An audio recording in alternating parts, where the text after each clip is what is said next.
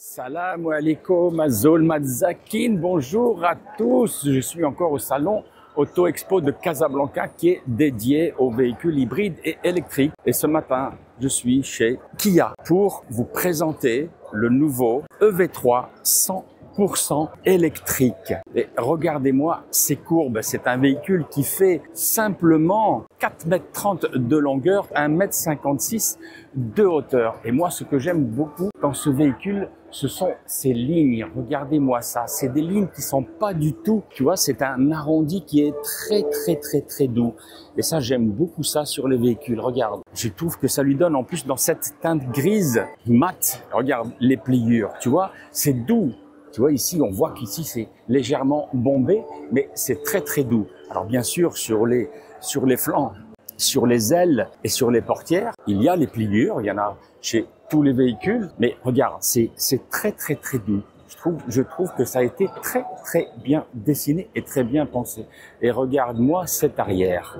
Dis-moi ce que tu en penses. Avec cette nouvelle signature lumineuse qu'on appelle Star Map chez Kia. Moi, je le trouve très joli. Alors, c'est un véhicule, tu vois, même avec ses formes, on a l'impression que c'est des formes qui sont complètement carrées, mais il offre un CX de 0,263. Et ça, c'est exceptionnel pour un véhicule de cette taille et de ce poids. La signature lumineuse, tu vois, on retrouve maintenant cette nouvelle forme, comme il y a aussi un petit peu sur le Sportage, avec, tu vois, c'est un moteur électrique. Donc, on n'a presque pas maintenant, comme sur les moteurs thermiques, on n'a pas de grille de ventilation pour pouvoir aérer le moteur, puisqu'il n'y a pas de moteur thermique.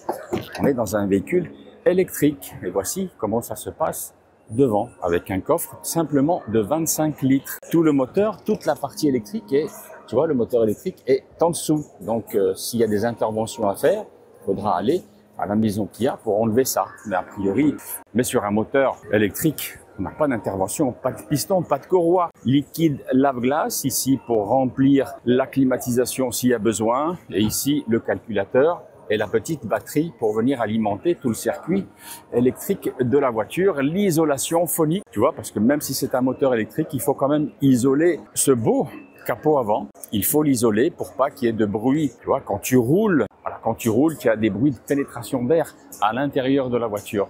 Donc, il faut quand même isoler le capot. Et là, tu vois que ça prend même le dessin du petit Frank. On va refermer ça. Je te remonte comme ça un petit peu de façade son look. Tu vois, c'est quand même un design assez ramassé.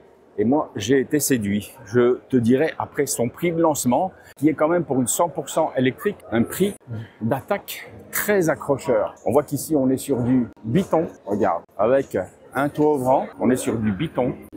Les rétroviseurs aussi ont été bien dessinés, parce que les voitures électriques, avec la pénétration de l'air sans moteur thermique ici, ben justement, toute cette aérodynamique doit être parfaitement bien dessinée pour pas qu'il y ait de bruit de vent à l'intérieur de l'habitacle. Et ça fait défaut des fois à certaines marques qui produisent des voitures électriques.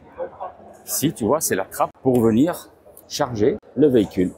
Les deux prises domestiques et haute tension, c'est bien fait. Hop, tu vois, ça s'allume dès que tu ouvres, ça s'allume et tu auras en fonction de la couleur des deux traits là, il te dira si c'est en charge, pas en charge, ou s'il y a plus de batterie, ou alors s'il y a un incident. Facile à refermer. Des belles jantes en aluminium de 17 pouces qui sont montées avec des pneus de 215/60 avec des freins à disque ici de marque Kumho, une marque coréenne bien connue que j'ai mis aussi en deuxième monte dans mon véhicule. Tu vois qu'ici à l'arrière aussi il y a des freins à disque. Alors je reviens sur toute la partie latérale de ce Kia EV3 avec ces beaux enjoliveurs de roues qui entourent bien l'aile arrière et la portière. Et on voit qu'ici sur la portière, ils ont aussi rajouté, tu vois, pour le prolongement, ils ont aussi rajouté cet élément de carrosserie. Je pense que c'est pour avoir l'uniformité sur tout l'enjoliveur autour de la roue. Ici, c'est d'un seul morceau. Voilà, on revoit bien, tu vois, toutes ces lignes là. Regarde, tu vois cette ligne qui revient ici, qui revient là et qui vient jusqu'ici.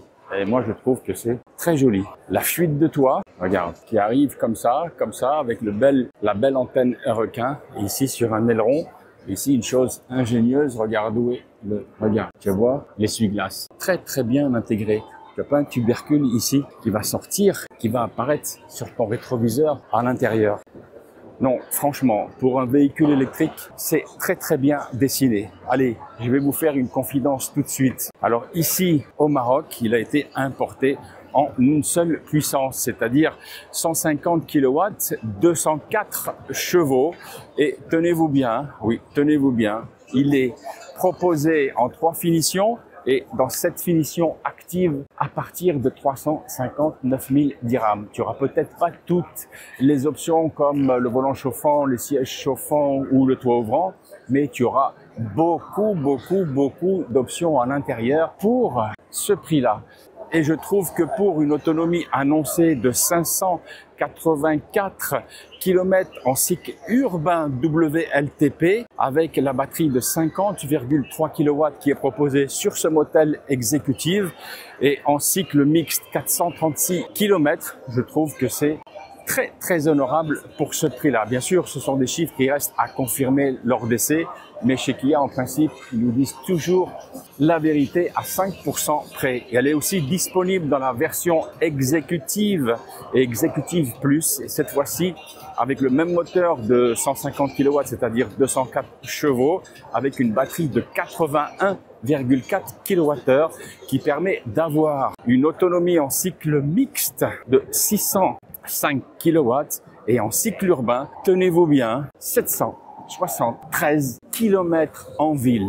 Ça, c'est une prouesse technique, je trouve exceptionnelle pour un véhicule de ce segment des BSUV en 100% électrique. Je répète, ça, je vous dis que c'est un véhicule qu'il faut mettre dans les cases dans la recherche de votre futur véhicule électrique à acheter au Maroc. Moi, je trouve que c'est... je suis pas très électrique, vous le savez. Hein, je suis pas encore convaincu, notamment pour les gros véhicules, les gros bazars qui pèsent plus que 2 tonnes. Mais là, je dois avouer que, regardez, c'est très épuré, c'est super bien dessiné. Tu as vu? Regarde, les pliures ici, on dirait presque ça a été fait, ça a été modelé à la main. Moi, j'aime beaucoup. Même le pare-choc a l'impression qu'il a été fait à la main. C'est très beau. Alors, on va passer, parce que c'est un véhicule, bien entendu, qui est familial, où on peut transporter 5 personnes. On va aller voir ce que ça donne à la capacité de chargement dans le coffre à l'arrière. On va voir si c'est électrique, mais je pense pas. Non, c'est pas du tout électrique. Et là, on arrive sur une capacité de chargement de 460 litres à double fond. Comme dans toutes les voitures électriques, il n'y a pas de roue de secours. Ici, il y a un kit, je le vois, de gonflage. Le voici ici. Et ici, les câbles pour venir charger ton véhicule. L'éclairage, bien entendu. Et ici, le cache-bagages pour pas qu'on vienne voir ce qu'il y a dans ton coffre. Bien sûr, les sièges sont rabattables, tu vois, 60-40. Tu vas pouvoir rabattre les dossiers de la deuxième rangée pour pouvoir faire du déménagement. C'est bien dommage que sur cette version exécutive, il n'y a pas de coffre électrique. Je recule un petit peu pour bien voir son arrière. Il y a de l'éclairage ici en haut qui nous gêne un petit peu. Mais moi, je trouve que c'est super bien dessiné. Super. Tu as vu ce bouclier? Regarde, ce bouclier arrière, en dessous du coffre, qui est dans une teinte d'imitation. Je sais pas si c'est même de l'aluminium. C'est du plus bel effet. Bien entendu, il n'y a pas de sortie d'échappement. Oui, bien sûr, hein. C'est pas une plaisanterie, mais bon, je le précise quand même. Des fois, j'ai eu des questions. Des fois, j'ai eu des questions. On m'a demandé, mais où est l'échappement? Dans une voiture électrique, il n'y a pas d'échappement. On va aller voir comment sont accueillis les passagers à l'arrière. Alors, tu vois que la porte, regarde, à l'arrière est un petit peu plus grande que celle de l'avant. La poignée de porte est juste là.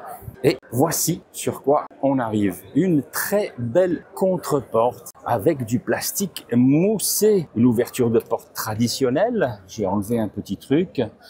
Ici, tu vois, exécutive, siège chauffant, mesdames et messieurs, et micro perforé, regarde, pour la transpiration sur cette EV3 à l'arrière. Et bien entendu, les vitres électriques, ici du tissu, ici un beau rangement. Alors, il y a une petite chose que là, j'arrive pas à comprendre. Tu vois, cette excroissance qu'il y a juste là. Je sais pas pourquoi les designers ont laissé ça. Tu vois, quand tu ouvres la porte, bon, c'est une petite constatation. Je vais pas m'attarder là-dessus. Bonne isolation pour la pluie, pour le son. Et ici, un grand caoutchouc qui fait tout le tour du véhicule. Je m'introduis à l'arrière pour voir comment je vais être accueilli. Le siège ici, conducteur, est réglé à ma taille. Tu vois qu'il me reste 4 doigts. Oh, une belle aumônière, dure, mais avec des élastiques pour pouvoir introduire les objets que tu as besoin. Exactement la même pour le passager à droite. Des sièges micro-perforés, bien enveloppants, le bel accoudoir. Tu sais que j'aime ces accessoires pour venir poser ton coude. Et ici, tes 2 gobelets en voyageant et aller regarder le paysage quand tu es emmené par le conducteur à l'avant. Le plancher entièrement plat. Regarde, le 3e passager ici va pouvoir s'asseoir. Je vais m'y mettre. Va pouvoir s'asseoir. Voilà, sans aucun problème et voyager sur une longue distance, tu vois. Je suis pas trop mal installé. Là, le chapeau, c'est limite pour moi à l'arrière. Mais le 3e passager pourra voyager. C'est un petit peu plus dur. C'est pas du tout la même assise avec du cuir perforé comme ici. Mais c'est tout à fait acceptable pour un gabarit qui sera plus petit que moi. Des très beaux repose-têtes entièrement réglables et très moussé. Et là, tu vois, comme il y a dans d'autres véhicules, notamment sur le Sportage qui est juste à côté, tu pourras venir accrocher un objet ou ta veste. Et là, regarde, si tu as la trouille, quand le conducteur roule vite, tu pourras venir t'accrocher. Des grilles de ventilation et tu vois que les prises USB-A sont pas là, mais comme à l'accoutumée chez Kia, elles sont une ici et une là. Et ça, c'est très ingénieux puisque quand tu voyageras à l'arrière, tu n'auras pas besoin d'avoir un câble qui est en haut. Le toucher avec les pieds, elle sera juste là. Tu auras ton portable ici. La visibilité arrière a l'air pas trop mal. Il n'y a pas de custode sur les côtés pour venir voir où tu te stationnes. Mais je pense que ce sera pas un inconvénient parce que il y a des caméras de partout. Le toit ouvrant, je te l'ai montré tout à l'heure. Le toit ouvrant. Ici, on a un peu de biton. Là, tu vois, ce montant ici est noir. Le reste est en gris. Et je vais m'installer à l'intérieur, c'est-à-dire à la place du passager, pour voir comment je serai accueilli si j'achète cette voiture. Des poignées de porte encastrées et hop, voici sur quoi on arrive. Une contre-porte qui est identique pratiquement à celle de l'avant avec du plastique moussé ici, du tissu moussé, toutes les commandes de configuration de vitres électriques. Et là, tu vois la commande pour le siège, pour les sièges chauffants et pour le conducteur, le volant chauffant. Bien entendu, un siège électrique et micro perforé avec cette petite bande ici bleue. Allez, on rentre à l'intérieur. Ce que j'apprécie chez Kia, tu vois, c'est cet angle ici. Et ça, c'est très bien parce que j'ai un chapeau toujours et je conduis avec le chapeau. Ce qui fait que quand je rentre à l'intérieur du véhicule, j'ai pas besoin, regarde, de pencher la tête pour pouvoir rentrer dedans. Et voici sur quoi on arrive à l'intérieur. Je baisse le siège pour que tu puisses bien voir. Wow, moi je trouve que c'est très joli, très joli. Dis-moi en commentaire ce que tu en penses. Ici, voilà, le style du volant, on le connaît maintenant. Chez Kia, c'est à peu près le même que l'on retrouve aussi sur le Sportage qui est à côté. Alors c'est un faux volant à 4 branches, je pense qu'on pourrait dire 1, 2, 3, 4. Moi je dirais que c'est une branche et une branche ici avec toutes les commandes possibles et inimaginables pour pouvoir réguler, commander, régulateur adaptatif et ainsi de suite pour rentrer dans tous les menus ici à l'intérieur du véhicule. J'ai réussi, regarde, à le mettre en route et ce que l'on voit tout de suite, c'est cette belle dalle de 12,3 pouces pour le conducteur et une autre ici, centrale, pour avoir toutes les informations. Bienvenue, conduisez prudemment. Et tout de suite, il m'a repéré. Regarde, je suis bien ici, à Casablanca, à Loda, au parc Auto Expo. Et là, tu vois que c'est réactif. Oui, oui, c'est très réactif. Toutes les commandes de température et de ventilation, il y a du reflet, sont ici, mais tu as une partie que tu pourras voir en bouton physique ici aussi, le warning et toutes les modes de température parce que c'est du bizone. Alors, est-ce que c'est du plastique dur? Oui, c'est du plastique dur et ici, c'est du tissu qui est légèrement, oui, oui, c'est légèrement granulé et qui est légèrement rembourré. Aussi, une belle boîte à gants bien remplie. Et ici, pour le conducteur, eh bien, il n'y aura rien du tout pour pouvoir mettre, tu revois, ton genou. Et ça, sur certaines voitures électriques, chez certains constructeurs, c'est ce que je déplore. Alors, regardez où est le levier de vitesse pour commander toutes les marches avant, marche arrière, neuf et le parking. Et pour mettre en route le véhicule, eh bien, il faut venir insérer son doigt juste ici, en dessous. Ah, c'est bien dommage. J'aurais bien voulu voir le bouton ici ou là. Ça aurait été plus ergonomique. Des palettes au volant. Alors, ce n'est pas pour changer de vitesse, c'est simplement pour régler la puissance de freinage générative. Les commodos pour tout ce qui est allumage et phare, et ici pour tout ce qui est essuie-glace, rétroviseur électrochromique. C'est la moindre des choses dans ce véhicule. Ici, toute la cellule pour venir commander l'allumage des phares automatique et la détection de pluie. Sur le côté, ici, une grille de ventilation pour le conducteur. Voici ici pour désactiver l'ESP, le parking électronique, le réglage en hauteur des phares. Et tu vois ici pour le passager à droite, regarde, il a aussi son bouton pour régler sa puissance de chauffage et de climatisation de son beau siège qui est micro perforé. Le beau toit ouvrant, alors qu'il ne s'ouvre pas sur la totalité ici à l'arrière. Bon, c'est un choix, mais je trouve que c'est très agréable pour les personnes qui sont friands de ce genre d'accessoires. Je vais quand même faire un petit tour ici, voilà, pour voir comment, voilà, la fluidité, regarde, c'est bon, on reconnaît le menu de chez Kia, mais si tu vois, c'est réactif pour entrer dans tous les menus du véhicule. Je reviens sur Home parce qu'ici, on est dans une voiture en présentation statique. Voilà ça, tous les médias. Ici, tes favoris. Ici, ton setup, tu vois, avec tous les paramètres que tu vas pouvoir régler. Je reviens sur Home et sur Map. Alors ici, bien sûr, on est en plein jour, mais comme on est sous un chapiteau, le véhicule, la cellule qui est ici a détecté que c'était un mode nuit. C'est tout à fait normal. Alors, un bel accoudoir ici sur le côté, tout petit. Tu pourras pas mettre grand chose là. Ici, tu pourras mettre pas mal de choses. Un chargeur à induction et là, pour pouvoir mettre les gobelets et certains ici, c'est un petit rangement qui est apparent. Alors, c'est bien dommage parce que, voilà, tu vois, moi, le genou, j'ai rien. Alors, je vais avancer, voilà, pour le mettre à ma taille. Voilà, quand je conduis, j'ai rien pour le caler.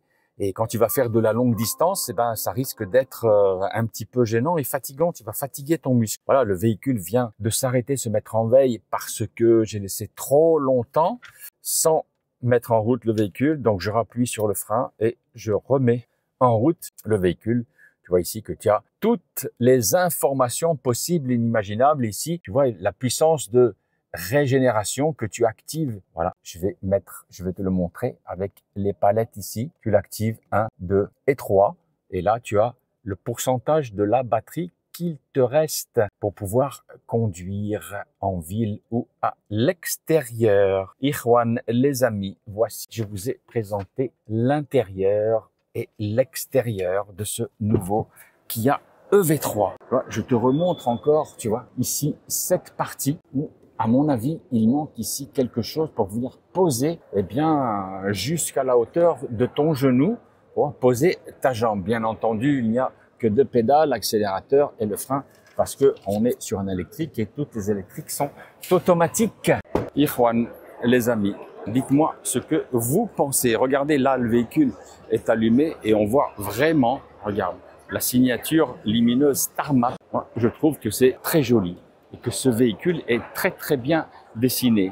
Il n'est pas monstrueux, il n'est pas imposant, mais regarde, là on va voir la signature lumineuse aussi, nouvelle, qui à mon avis donne un regard et un look très agressif à ce qu'il y a EV3. Encore une fois, Ikhwan, les amis, donnez-moi votre avis en commentaire. Moi, je trouve que c'est une des stars du salon de l'Auto Expo dédié à l'électrique et à l'hybride. C'est un véhicule qui n'est pas encombrant puisqu'il mesure, je l'ai déjà dit, que 4,30 m et en largeur 1,850 m et en hauteur 1,560 m avec une garde au sol malheureusement que de 140 mm, c'est-à-dire 14 cm, hein, tu le vois ici, mais ce n'est pas un véhicule dédié à lui faire du tout chemin. C'est un véhicule pour rouler en ville et même sur la route parce que avec ces deux batteries qu'il propose, notamment la 81,4 kW qui est proposée sur la version exécutive milieu de gamme à 450 000 km et la exécutive plus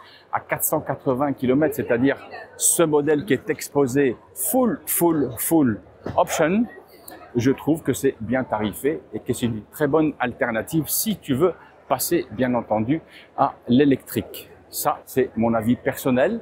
C'est pas un conseil que je te donne, mais je trouve que en entrée de gamme, qui est déjà très bien proposée sur la version active avec le moteur de 204 chevaux et sa batterie de 58,3 kW et qui offre un cycle mixte de 436 km et en ville, bien entendu, et en cycle urbain à 584 km, eh bien, c'est une très bonne alternative. Et on voit que là, les clients commencent à arriver. Il est tôt ce matin. Les clients commencent à arriver sur le stand. Et je pense qu'il y en a quelques-uns. J'ai entendu les commentaires autour de moi. Quelques-uns qui ont été séduits. Ikhwan, les amis. Le véhicule est à découvrir dans toutes les concessions de chez Kia au Maroc qui sont réparties dans plusieurs villes. Vous connaissez très bien maintenant le distributeur et les commerciaux se feront un plaisir de vous le faire essayer et je suis certain que vous serez conquis quand vous l'aurez essayé, surtout à ce tarif-là. Je répète, de 359 000 dirhams. Il sera bientôt un essai parce que Kia Maroc va organiser des essais presse pour que nous puissions l'essayer sur route, autoroute et route nationale. Bien entendu, je vous donnerai mon avis dans une très belle capsule vidéo que je fais comme toujours pour vous et rien que pour vous tous. Respectez le code de la route, comme je le dis toujours, ne téléphonez pas au volant et attachez vos enfants à l'arrière et votre famille. Ça vous évitera des désagréments en cas de freinage d'urgence. Salam alaikum, au revoir à tous, prenez soin de vous. À très vite sur la chaîne de l'Observateur Automobile.